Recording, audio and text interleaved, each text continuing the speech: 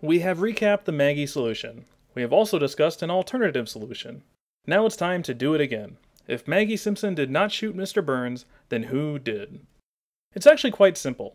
In fact, the culprit practically gives him or herself away in part 2 when Homer Simpson is arrested. It is the one person in Springfield who knew with 100% certainty that Homer was innocent of the crime. It is the person who never once doubted his innocence, not even for a second. It is also the person who noticeably changes the subject every time his or her name came up under suspicion. And it is, quite possibly, the only person in Springfield who is smart enough to get away with an attempted shooting. For you see, Mr. Burns was actually shot by Lisa Simpson.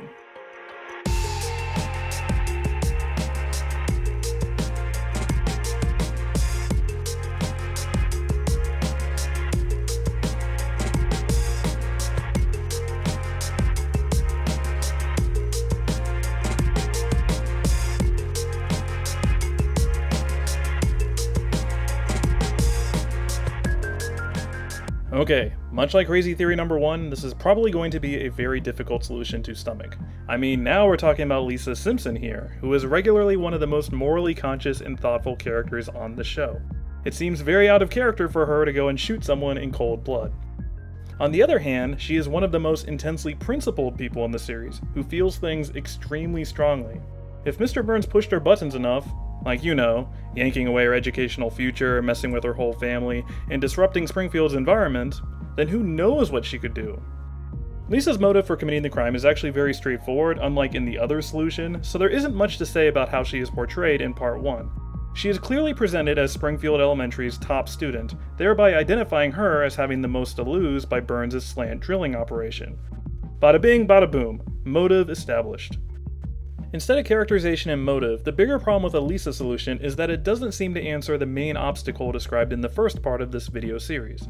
If Lisa were the shooter, then why on earth would Mr. Burns shield her and instead accuse Maggie at the end of part 2? Well, I have a question for you in response. How well did Mr. Burns actually know Lisa at the time? Think about it. Up to that point in the series, Mr. Burns has had an episode with each member of the Simpsons family, with one notable exception. Homer, for example, is an employee of Mr. Burns and interacts with him all the time, even if his boss can never remember his name. Marge painted him in the nude in Season 2, and he fell in love with her in Season 4. Bart gave blood to him in Season 2, and became his heir in Season 5. Maggie fought with Burns over a teddy bear, also in Season 5. He even had a run-in with Santa's Little Helper in Season 2, for God's sake. Lisa, on the other hand, didn't have an episode with him until considerably later, in Season 8. From Mr. Burns' point of view, Lisa's just the other Simpsons kid who keeps to herself. Ironically, or coincidentally, Who Shot Mr. Burns subtly reminds us of this little fact during part 1. Remember how the chocolate scene went down. They reveal Maggie first, and Burns talks about her. Then Santa's Little Helper, and Burns talks about him. And then Bart. Then they skip forward a little bit until they've eaten almost all of the candy. This is obviously done for a few reasons, mostly because we wouldn't want to sit through them eating an entire box of chocolates. But also because if they revealed Lisa's face, what on earth could Mr. Burns possibly say about her? Granted, he clearly knows she exists because she's included in the thank you note, and because he certainly met her a few times in the past. But he doesn't know her nearly as well as the other members of the Simpsons family, Maggie included. I think at this point you can probably guess what I'm hinting towards, so we may as well spell it out. Ultimately, Mr. Burns does not accuse Maggie because he's covering for the real shooter. In actuality, he simply doesn't realize who shot him. He may think it was Maggie, but it was actually her older doppelganger sister. Yes, I realize how completely insane, or cuckoo bananas, that sounds, since we'd be suggesting that Lisa would somehow be able to impersonate a baby. But honestly, when we're talking about an original solution of an infant shooting an evil tyrant, we're allowed to think outside the box just a little. And besides, the episodes actually contain a theme about doubles and/or mistaken identity. Principal Skinner, for example, had the exact same idea as Lisa and had planned to ambush Burns while masking his identity. Although maybe not the identity he originally wanted. Homer Simpson, meanwhile, had an entire storyline about Burns never being able to recognize him. And heck, in Springfield's Most Wanted special, they specifically point out how Homer and Krusty look almost exactly alike. I wonder if there are two other characters who look almost identical. Well, aside from these two, I mean. I don't know how they keep sneaking into this video series. Committing the shooting in this manner would be the easiest thing in the world for Lisa. The town hall meeting breaks up, and Lisa witnesses Marge drop Maggie off in the car. All she has to do is remove Maggie, possibly to the floor of the back seat, and then borrow her pacifier Lolly, sit in her car seat, and wait for Burns to arrive. At this point, you might be wondering, if Lisa wanted to shoot Mr. Burns, why would she go through all the effort? Or why specifically she would use this method with the candy? I mean, why not just walk up to him, take the gun, and shoot him? I think the explanation is twofold. First, she decides on an impersonation because she simply doesn't have that much experience using firearms and needs an escape route if he survives. Secondly, thanks to the chocolate scene, she knows Mr. Burns has a sweet tooth, so when she saw the candy, it may have given her an idea. Or Smithers might have told her about the earlier incident. After all, the two of them are Malibu Stacy friends or whatever, so it's possible he just mentioned it to her. But whatever the case is, Lisa might have seen the candy as simply a means to get Mr. Burns to come over. After shooting Mr. Burns, all she has to do is put Maggie back, give her the pacifier, and leave the scene. It's also worth noting that, unlike the rest of her family, Lisa is not present for the sundial meeting. This doesn't appear to be very important, but this fact is very relevant in explaining the events of Part 2. Speaking of which, let's move on to the second part, where things get much more interesting for Lisa. Lisa's purpose in Part 2 is essentially to do three things. To deflect attention away from herself, to lead others on wild goose chases, and to eventually guide people to the correct solution of Maggie Simpson. This may sound like a simplification since she is so busy during Part 2, but it is pretty much all she actually does. Let's start at the beginning. When the family gets together for dinner, Lisa discusses that anyone could have shot Mr. Burns. She specifically describes both Homer and Bart's motives for committing the crime, but conveniently leaves herself off the list. Her brother calls her out on it, and she eventually admits that she herself had a motive for the crime. Later, when Smithers is cleared of the shooting, Marge remarks that it's never the most likely suspect, to which Lisa, of course, disagrees, and states that in 95% of cases, it is, or else someone like Homer ends up doing it. Once again, Lisa is sidestepping the notion that an unlikely person like herself could possibly be the shooter. The downside of Smithers being exonerated, of course, from Lisa's point of view, is that it means the police are back in the hunt. So Lisa does what she always does. She gets involved.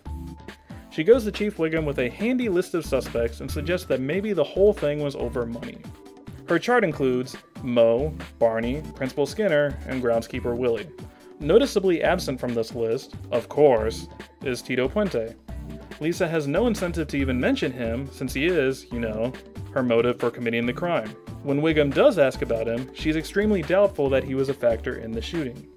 Much like during the dinner scene, Lisa is once again directing the conversation about the shooting, highlighting only the aspects that point away from her. Afterwards, when Chief Wiggum falls asleep and visits the Black Lodge, it is Lisa Simpson who appears and seems to know all the information about the crime. Now obviously this happens because of what Lisa represents to Chief Wiggum as a symbol, but it's kind of a funny coincidence when it comes to this theory. Even Wiggum's subconscious seems to think that Lisa knows more than she lets on. After finding the Simpsons' DNA, Mr. Burns wakes up, appears to accuse Homer, and the police arrest him. They find the gun in the car with only his fingerprints on it.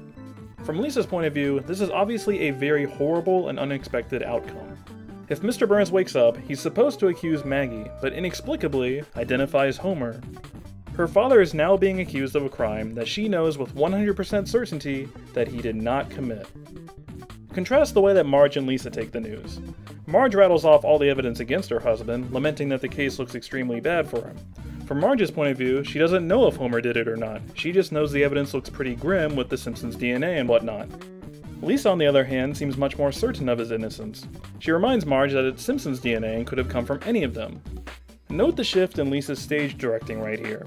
Now her goal is to somehow shift the narrative toward the correct solution of Maggie. She also suggests that the fingerprints could have gotten on the gun in a completely different way. And of course she knows that because she was actually present when it actually happened. At first this seems like it could have just been a flashback of what could have happened, but given that Homer still has the green lollipop at the end, it's pretty clear that this actually is what happened. Lisa probably remembers this scene and connected the dots herself. This is, by the way, what Lisa gets for not removing the gun from the car later. She probably just never had the opportunity to remove it since her parents had the keys to the car. But now Lisa is in a very sticky situation. She wouldn't want her father going to prison for a crime he didn't commit, but she wouldn't want to turn herself in. The only thing she can do is figure out a way to prove he is innocent. As discussed previously, Burns accusing Homer must be extremely weird from Lisa's point of view, since the whole point of her disguise was to impersonate Maggie. Maggie was supposed to be Lisa's fall guy in case something bad happened, but it creates a difficult problem for Lisa. How can you suggest that Maggie did the shooting without implicating yourself? It's kind of an odd solution to come up with. So she goes to the scene of the crime. Upon arrival, she says that there must be something here that can be used to clear her dad. The wording is kind of interesting because she does not say there must be something here that can help her solve the crime. She's not actually interested in that. Her goal is to clear Homer, and that's it. It's there that Lisa discovers the way that Burns fell on the sundial, pointing to the letters M and S. Remember, Lisa was not present for the sundial clue in part 1, so she did not know in advance that Burns landed in that manner. And voila! There you have it. Lisa comes to the conclusion that all of us should have in part 1. Mr. Burns knew Maggie was a shooter and chose to accuse her with his dying breath. From Lisa's point of view, this clue is exactly the kind of thing she needs. She can bring everyone's attention to Maggie without looking extremely suspicious. Officer Lou is watching this scene, by the way, so Lisa audibly lets out a couple exclamations of Eureka, like she's figuring the whole thing out, and heads back to the hospital. There, Mr. Burns gets shaken back to his senses and reveals that Maggie did the shooting. And Lisa probably lets out the biggest sigh of relief ever. And to bookend the whole thing, she presents her convenient little sundial clue.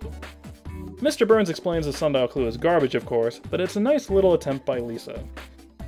In the end, Lisa gets away with her crime, Maggie is never actually punished, and Lisa is free to become a vegetarian a couple episodes later.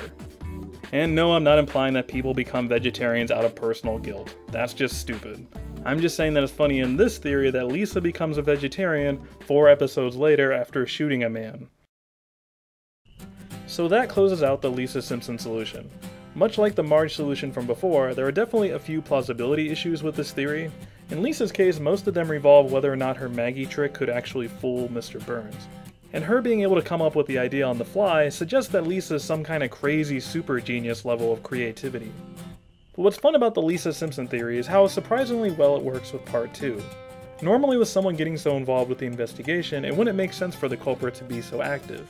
But considering the way that Lisa continually dodges suspicion, combined with her father being arrested, and her involvement makes a ton of sense. And once again, it even kind of explains the dual nature of the much maligned sundial clue. I feel kind of bad now for kicking it around in the first video and then coming back around and integrating it into both solutions. Those Oakley and Weinstein guys are bloody geniuses, I tell you. In the end, the Maggie Simpson solution is definitely the more elegant and straightforward solution. But if you think about it, neither the Marge nor Lisa solutions are much more complex than your average detective novel. They may involve a lot more running around, sometimes literally, but when rewatching the episodes, they create a nice little system of background logic that is fun to follow along with. And if a crazy internet theory can get people to rewatch 2 amazing episodes of The Simpsons, then how can that possibly be a bad thing? Besides, we all know that Smithers ended up doing it anyway.